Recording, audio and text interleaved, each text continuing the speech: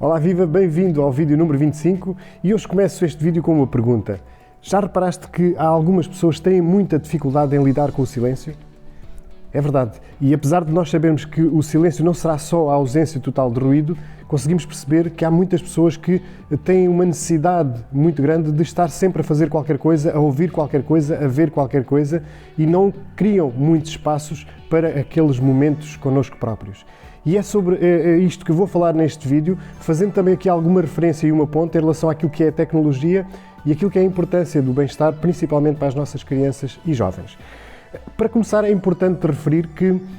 sabemos que existem pessoas diferentes e pessoas que são mais introvertidas, mais extrovertidas, que têm uma ligação muito forte com o silêncio, outras que não o têm e que estão constantemente a conversar, mas de qualquer forma sabemos que há algumas questões externas que influenciam, para além da personalidade, esta relação com o silêncio. E o ritmo alucinante que nós temos no nosso dia-a-dia obriga-nos a estar constantemente ligados, a estar constantemente com algum tipo de preocupação ou com algum tipo de função num determinado momento. As tarefas são mais que muitas e nós estamos muitas vezes muito ocupados. Isto quer dizer que temos pouco tempo para os nossos diálogos internos, aqueles diálogos de autoaprendizagem, aqueles momentos de reflexão, nos quais nós pensamos em tudo aquilo que fazemos, que fizemos ou que poderemos vir a fazer. E estes momentos são muito importantes. São importantes para o autoconhecimento, são importantes para a reflexão, para que nós possamos ter tempo para pensar nas coisas. E estes momentos são cada vez menos, e nós sentimos isso. Se nós fizermos uma ligação em relação àquilo que foi a nossa infância, nós conseguimos perceber,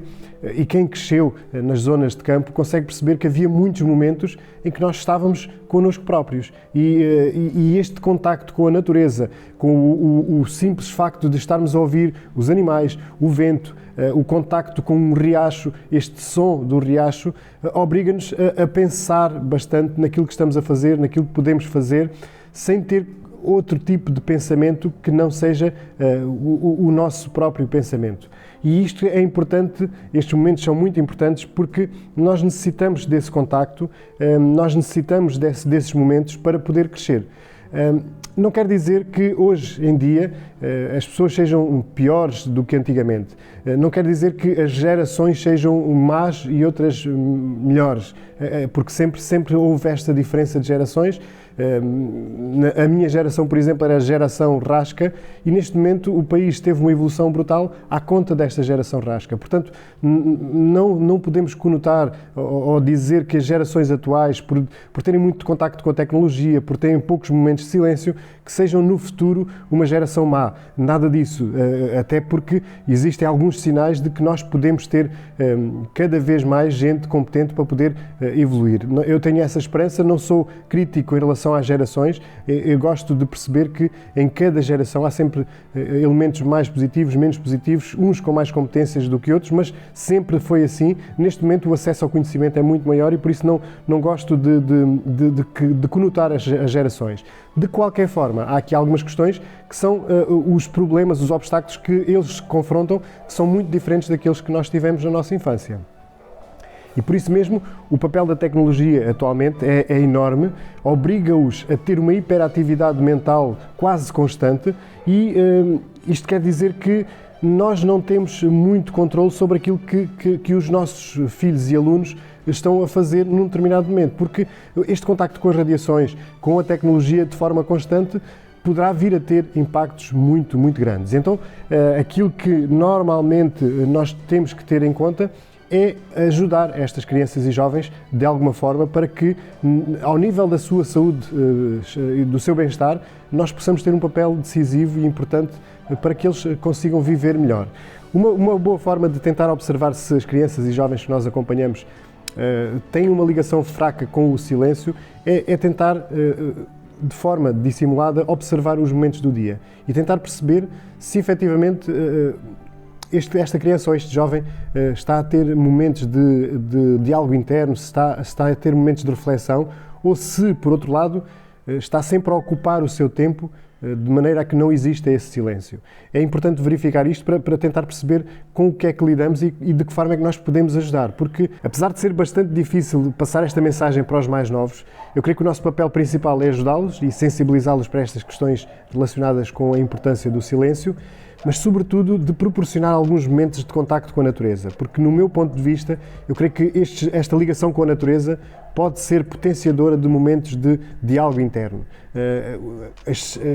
Os aspectos mais simples da natureza obrigam-nos, por vezes e num determinado momento, a olhar para as coisas de forma diferente. E eu acho que é muito importante. Por outro lado, e para além de ser importante esta questão das crianças, também se observa que nos adultos, e por reflexo de rotinas diárias de trabalho intenso, que as pessoas têm também alguma dificuldade em lidar com o silêncio. E é importante nós estarmos atentos e só o facto de nós estarmos sensibilizados para esta questão já nos leva a que possamos ter algum momento ou criar os nossos momentos, porque já temos mais autonomia, o nosso nível de compreensão é muito mais elevado e por isso, se nós detectamos esta ausência de silêncio e nós necessitamos dele para poder refletir, para poder ter alguma calma cerebral, então é importante que nós criemos rotinas para ter esse silêncio. E como ajuda à criação destes momentos, existem algumas técnicas, a meditação é uma delas, o yoga é outra delas, mas basta o simples parar para estar connosco próprios. E às vezes pequenas tarefas do dia-a-dia, como cozinhar ou tratar do jardim, poderá ser uma mais-valia para criar estes momentos de diálogo interno. Em jeito de reflexão, eu acho que é muito importante nós estarmos atentos a estas questões do funcionamento do nosso cérebro, ler, procurar algum especialista e tentar perceber um pouco de como funciona o nosso cérebro e perceber que estas questões do silêncio, e já existem alguns indicadores de alguns estudos que revelam que o silêncio pode ajudar a um crescimento cerebral e tem um papel muito importante ao nível da atenção, de melhorar os níveis de atenção. Então isto poderá ser um estímulo para os pais ou para os professores para tentarem perceber de que forma é que podem ajudar algumas crianças com hiperatividade, por exemplo, a ter melhores níveis de concentração. Para os pais, normalmente é muito mais fácil colocar um tablet ou um smartphone nas mãos de uma criança hiperativa, naturalmente que irá criar uma sensação de calmia nesta criança. O que é certo é que essa calmia é apenas física, porque o cérebro vai continuar em hiperatividade e isto tendencialmente não ajuda que esta criança tenha níveis de concentração mais elevados. Em alternativa, há outras hipóteses que são muito interessantes, mas que obrigam a que nós tenhamos algum tempo e algum espaço para poder trabalhar com eles, nomeadamente a questão do contacto com a natureza, do brincar na natureza, do brincar em família,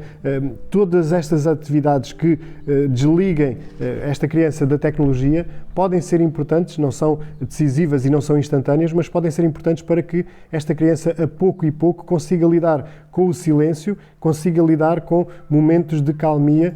de forma a conseguir acalmar o cérebro e ter níveis de concentração mais elevados. É importante pensar nisto, é importante estudar um pouco estas questões da hiperatividade para poder ajudar estas crianças a ter uma infância e um crescimento normal, livre principalmente daquilo que são os fármacos. E há alternativas naturais que podem ser utilizadas e podem ser muito interessantes para